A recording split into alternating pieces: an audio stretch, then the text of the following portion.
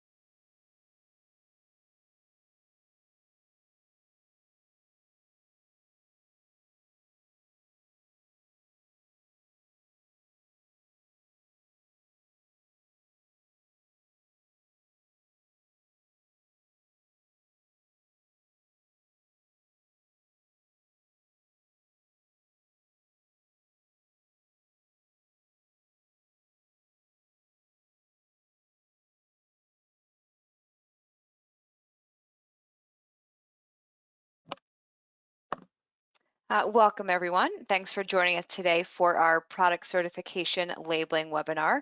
My name is Jessica Finn. I'm the Membership Manager at NFRC. I just want to quickly say thank you to all of our EWC 2022 sponsors. If you have any questions about sponsorship, please let me know. So today's webinar, just a couple things before we get started. We will be recording the entire webinar, and we'll get that out to everyone in email as soon as we can. If you have any questions throughout the webinar, please put them in the question box on the GoTo panel, and we will make sure we answer all of the questions at the end of the presentation. On our call today, we have Ron Reed, who is our Director of Accreditation. He'll be available for any questions. And Michelle Sism, who is our Quality and Compliance Manager, will be giving our presentation today. So I will hand it over to you, Michelle. All right, everyone, hello. Good morning on the West Coast, good afternoon on the East Coast. We thought it would be good to go ahead and have a webinar to either review or teach those of you who are unaware about NFRC certification labeling. This is kind of a little agenda for what we're going to discuss today. We're going to talk about the label versus labeling, all of the benefits that you can see from labeling your products as NFRC certified, and we'll be touching on the requirements and a little bit of what changes if you decide to go the extra step and become ENERGY STAR certified as well. I want to go ahead and get started here with a polling question just to make sure everybody's awake and paying attention. So there is a poll ready to go. I believe Jessica is going to pull that up for everyone.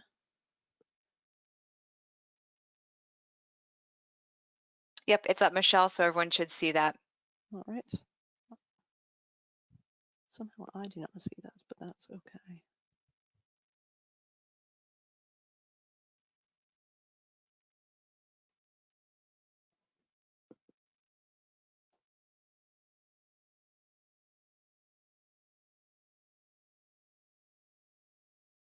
All right, we'll give about 20 more seconds, then we'll close the poll.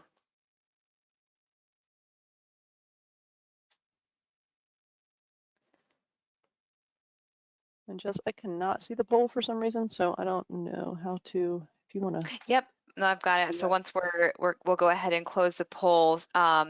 So everyone should be able to see the answers, but 8% said yes, it is certified, 92% said no. All right, excellent. All right, so we've got a good number there. I'm glad to see that most folks know that.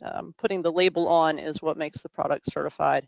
Without that label, you just have a product that's listed in the CPD and has the potential to be certified. So let's move along then, now that we've touched on that.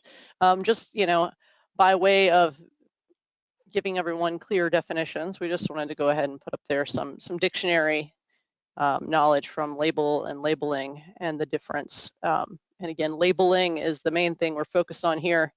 We want to make sure your label is correct, but the labeling process is what is the active certification. So now we want to really focus on the benefits of labeling for NFRC certification. So the label is the primary way that you can tell consumers and building officials and everybody that your product has been third-party certified. And so without the label, again, you can have your product listed in the CPD, but it doesn't mean anything without that label on there. It just brings a lot more credibility to your product when folks see that label on a product that's been recently installed or purchased, or even when they're shopping for them in the stores.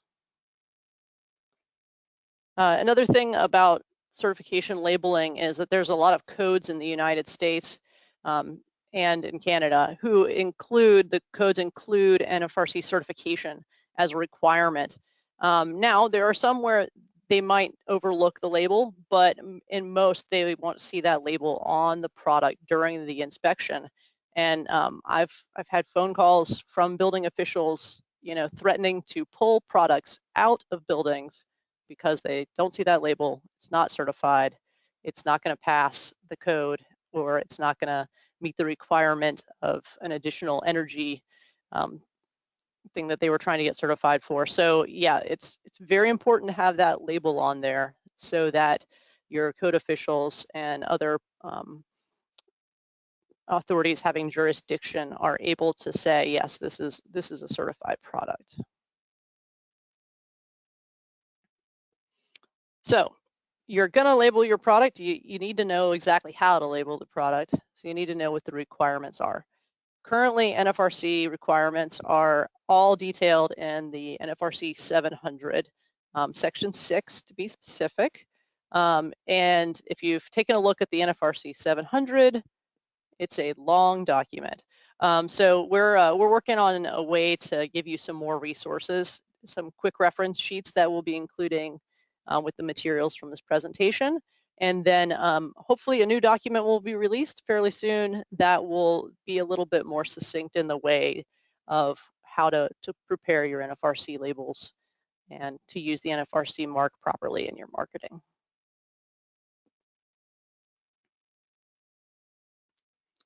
So on your label, there are a set of mandatory ratings. All NFRC labels should have the U factor, the solar heat gain coefficient, and the visible transmittance. We do currently have 2 optional ratings you can use if you choose. One is air leakage. That one is air leakage performance is a requirement if you go on for the Energy Star certification, but it can be represented through a few different other ways. But we do encourage you to go ahead and put it on the NFRC label if you're able. Your IA can help you with that. And then the other optional rating is condensation resistance. And there is a process underway now that eventually that rating, condensation resistance, will be replaced with condensation index.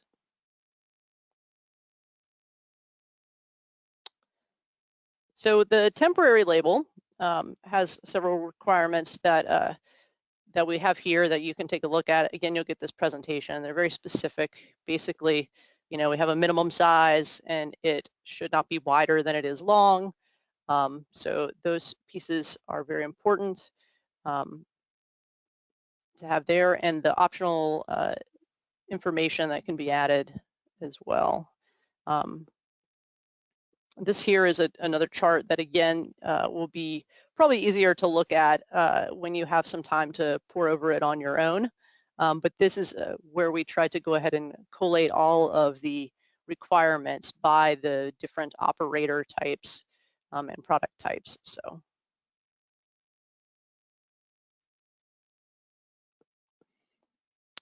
There's also a lot of additional information that a manufacturer can include on the temporary label at their discretion. Again, I'm not going to go into these one by one, but you know, consumers are looking for information that is easy for them to understand. So these types of optional pieces that you can add may be helpful for someone who doesn't quite understand how to look up a CPD number or get all that other additional information.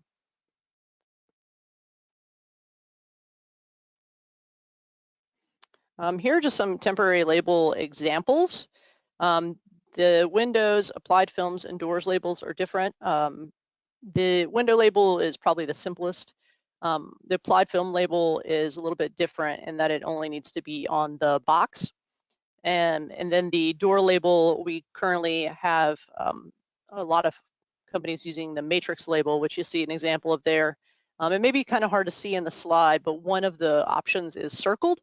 And that's a very important piece of that door matrix label, is making sure that the specific product option is circled or highlighted on the label. Just to mention also, we have Spanish and French translated and bilingual versions of the label. You really need to use the authorized translations for those if you're selling into markets where you need Spanish or French. And if you're going to do sort of a colored label for a promotional thing, I know we've had folks do pink for Breast Cancer Awareness Month. You should have those approved by NFRC. We really want to make sure that the label is still legible and that the uses of the color is not going to be confusing for the public. Again, all of these examples are in the NFRC 700. I believe they're all in Appendix A of that document. Okay, so we've got the temporary label on the window, and if you have your temporary label on the window, you also need to have a permanent label on the window. So obviously that temporary label is applied to the glass and is the thing that most folks will see first, but that's going to come off. I don't think, you know, very many people want to live in their home with stickers all over their windows. So the requirements for a permanent label is that it should be visible from the interior of the building. That usually means that a product will have the permanent label inside the frame, so a consumer can lift or raise a sash and look around and be able to see it in the edges there. Some manufacturers do opt for an etched permanent label, and that is very similar to your glass certifications, where you will see an etching in the corner of the IGU. For the permanent labels, again, we have some requirements for you. We need it to have the NFRC, the word mark, or our certification mark, the small logo, on that label, and some sort of way to identify the manufacturer, and some sort of way to identify at least the product line that the label is on. So I will say that a lot of times consumers have difficulty figuring out how to read a permanent label and knowing who the manufacturer is. We get a lot of phone calls saying, oh, I have this label, and they start reading off every number and sequence of letters they can over the phone. And they usually have to have them send me a picture so we can see what manufacturer made the product.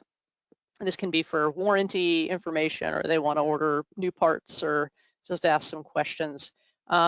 So we do also allow for you to put optional information on there. You can put your IA identification on there, and some of these labels will have that because they're combined with an IA permanent label. You can put your full manufacturer name. You could list a full CPD number. You can use QR codes and barcodes. So again, your IA will help you with that. This is just an example of a very basic permanent label. Often these are just a couple inches long and very thin, again, so that they can fit within the frame of the product. So the values that you're going to use are listed in the CPD. Those are the values that you've had simulated and validated through your lab, and that your IA has listed for you, and they've been uploaded into the CPD. Again, just being in the CPD does not mean you're certified. You have to put that label on there, and then folks can cross-reference the CPD to be sure the ratings are correct and current and still active. Little breakdown here of the CPD number. In case anybody is unfamiliar with how this number works, it's a pretty long sequence. We typically use the first 3 sets to represent what we call the product line code. So that consists of the company code, which is a 3-digit or 3-letter grouping there, a hyphen, then a single digit, which is the inspection agency that's working on that certification, and then the product line number, which is a 3-digit as well. We then have 2 blocks of 5 digits. The first of those is the product group, and the second is the product option. So if you're going to get these labels, you may be wondering where do I get those labels? We get these questions a lot. You need to have all your labels approved by your inspection agency. You can print them yourself if you have the right equipment to do that and the right software systems in place. They can be done on demand. You can check with your inspection agency. Some of them offer label printing services, and there are also some other companies out there that allow those to be done. So if you need more information on our logos, or you want to see a sample label, you can request those on our website if you need to have access to that. Would like to go ahead and ask another poll question now, if Jess is able to pull that up for me. It is launched. Excellent. Hope everyone's still awake.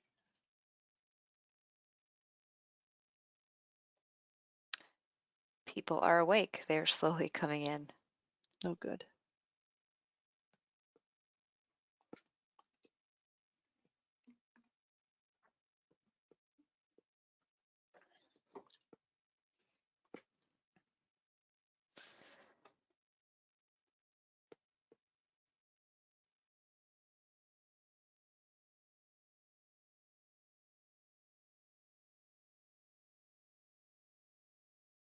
I will give it about 15 more seconds, and then we will close the poll.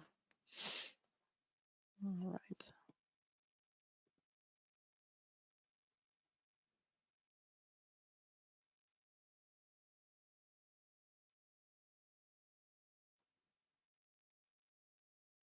All right. And I'll share those results so that you can see them.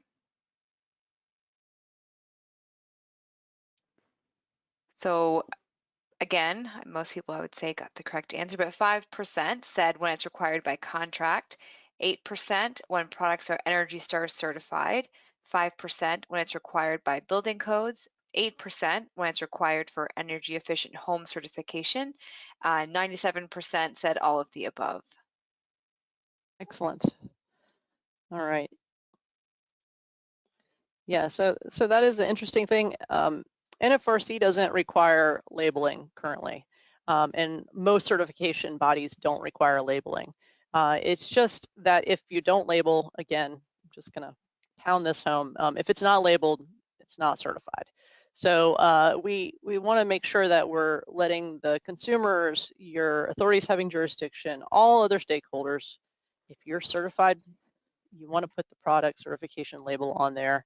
And you know, again, where the codes require it, it can get pretty costly for you on the back end. If you sell a product that you say is certified, if your materials say it's certified, if the contracts say it's certified, and you sell that product, and then you have an inspector that's looking for that certification, you may end up having to do field labeling, which is a process we offer, and it's something that can be done, but your IA usually charges a fee to have that done, and there's paperwork and there's time, and it's just easier to do it the first time, I think. So so yeah, it's just one of those situations where if you're selling the product and you're telling your consumers it's certified, just go ahead and show them it's certified by putting that label on there.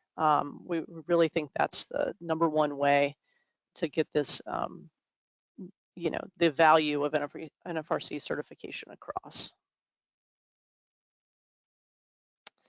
I'm going to just touch on this briefly. Some of you may also be in the Energy Star program. We at NFRC, we have the Fenestration program, which does Energy Star certifications. If you have Energy Star certifications, you do have to have all of your labels on. So there's no more, you know, oops, I forgot, once you're in Energy Star. Your Energy Star partnership agreement does say that you must have the NFRC temporary and permanent labels, including the Energy Star label on all Energy Star certified products. And if you want more information about how to, you know, put together your Energy Star label, they do have a really nice brand book you can take a look at. And if you need even more information, there's some specific labeling guidance that we've got linked here. And you can always email windows@energystar.gov with questions. They keep on top of that inbox pretty well, so they'll get back to you quickly with answers to your questions. Also, our friends over at Energy Star did say that they're going to do a webinar on compliance labeling. I don't have a date for you yet, but keep your eyes open. We will likely communicate it as well. But if you're on their lists, you'll get that communication. So we also have just a couple of other resources we'll have linked. And again, you'll get a copy of the presentation, so you'll have these links at hand. And in addition to a few other items that we'll send along. So hopefully I didn't talk too fast and you were able to keep up with my ramblings. If you have any questions, again, we'll take a look at the question box here and see what we can do to answer those for you. All right, so our first question, I'm currently working with a member that is being challenged by a local building official about the term permanent label as required in Canada. Is there a definitive definition of permanent label or NFRC permanent labels that I can provide to them? Yeah, so again, those requirements are in the NFRC 700 as far as what needs to be on that permanent label.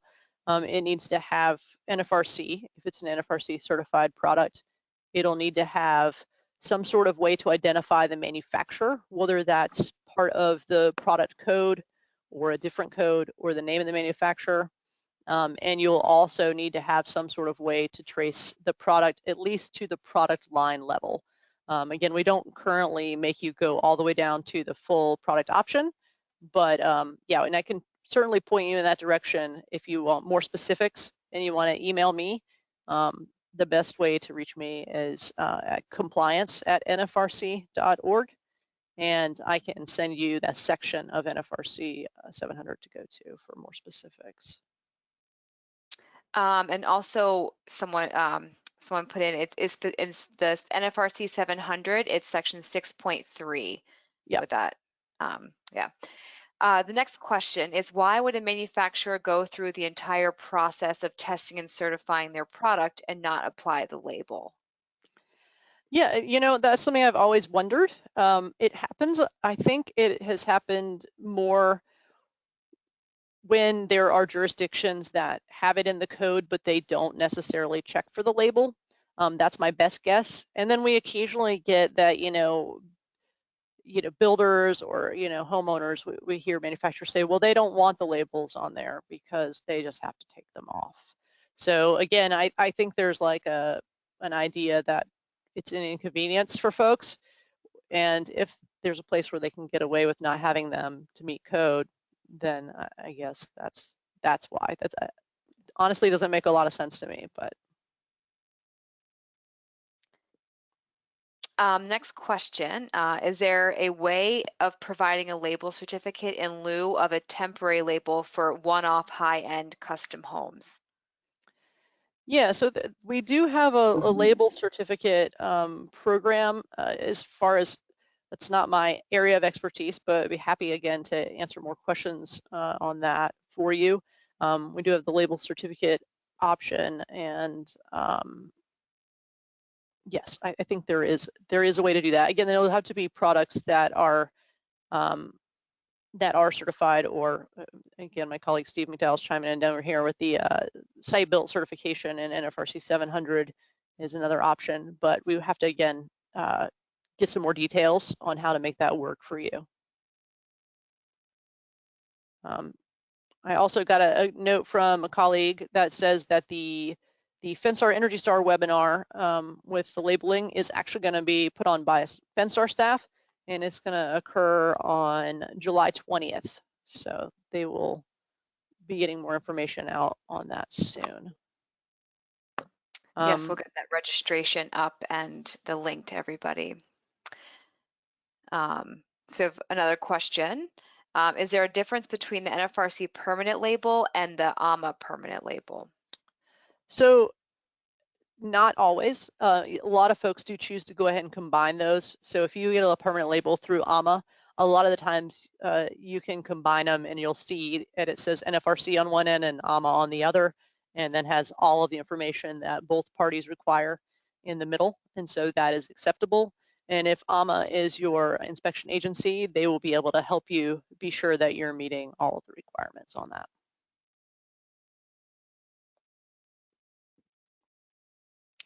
All right, I don't see any other questions. Oh, we got one. What if a permanent label is applied, but the temporary label is missed? Yeah, so that that actually is a situation where if it goes out and nobody really misses it, then that's fine. Again, the product's not certified without a label on it. But if a product is in a home or a building where an inspector is looking for that temporary label and there is a permanent label on the product, that's a situation where you could do some field labeling, where you would have a representative of your company or someone you designate as a representative, and have them go and put the label on the product.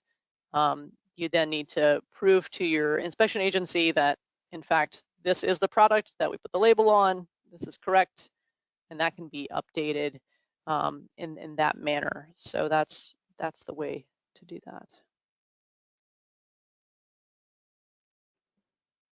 So, and one other question, how often does on-site labeling occur? How often does it occur? You know what? So there's not a good way currently for me to know 100% how often it occurs. I assume that there are some situations that don't make it to NFRC, that go straight through the IA, where a manufacturer is contacted directly, and then they say to their IA, I need to field label to meet this code. The ones that come through us as usually a consumer or a building official reaching out because they don't know what to do or who to ask, I probably see those 1 to 3 times a month, kind of, so, a dozen a year or something like that. So.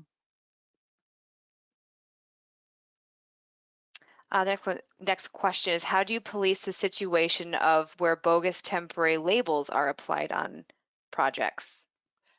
That is a challenge that we do see those a lot. It's a combination of involving lawyers and sending strongly worded letters, and it's everybody's challenge right now, especially when there are companies that are sometimes very hard to trace.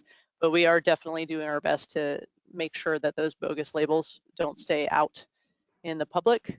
We also are very clear with any certification like code officials that reach out to us, and say this looks suspicious, or I couldn't verify this in the CPD, and we are very clear with them. This is not a legitimate label. This product is fraudulent, and then again, we do follow down our end with as many avenues as we can to take action on that.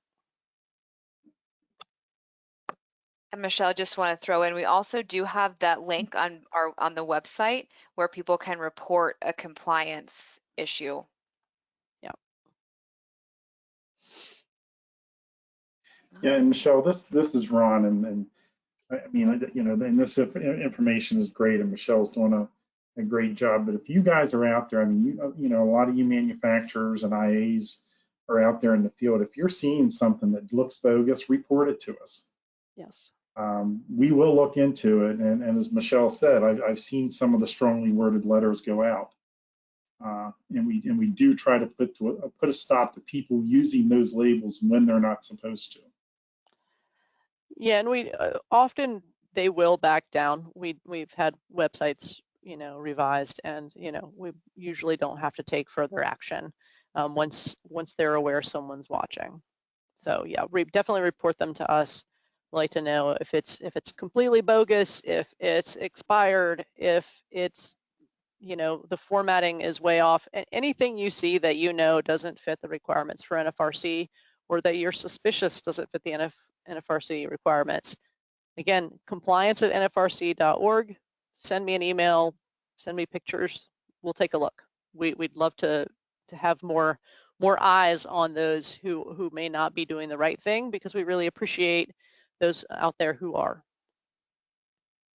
I also dropped the link in to where you can report a compliance issue right into the chat, and we'll include that in the follow-up. And there's one follow-up question to that question. What are the consequences when you do find mislabeling? Right, so when we find mislabeling, so again, if it's someone or a manufacturer that's not a participant in the program, it's a little more challenging to go after them. However, if it is someone who's within NFRC programs who has done something incorrect, it depends on the severity of the issue. It depends on how many products are involved, but we will require some remedial actions to correct the problems, whether that's reformatting your labels or doing field labeling or whatever, and there may be some fines involved.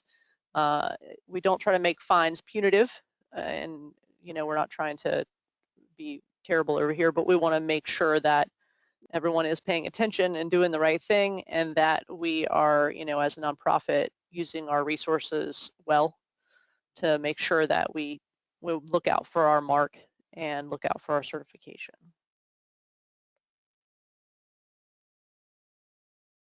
And Michelle, I'll add to that, when you mentioned people that are not in the NFRC program, that still does go onto our books, and we try to push them into doing the right thing. And there will be, in some cases, some fine associated with that they must take care of before they become certified through NFRC. Yeah, and we've had some situations where that has been the case, where they, were either previously, participants and let things lapse, or had never completed the process but were already labeling, and then they've tried, they've decided to get right with the program, and at that point they've had to pay back fines before they could come into good standing. So I do not see any other questions, so we'll give people another second or so to put their questions in, but it looks like that's it. Yeah, and if anyone has any questions after the fact, again, you can reach out. You can email myself, you can email Ron. If there's somebody else from NFRC that you normally speak to and you remember their email address off the top of your head and you want to email them, they'll put you in touch with the right person to answer the question. So.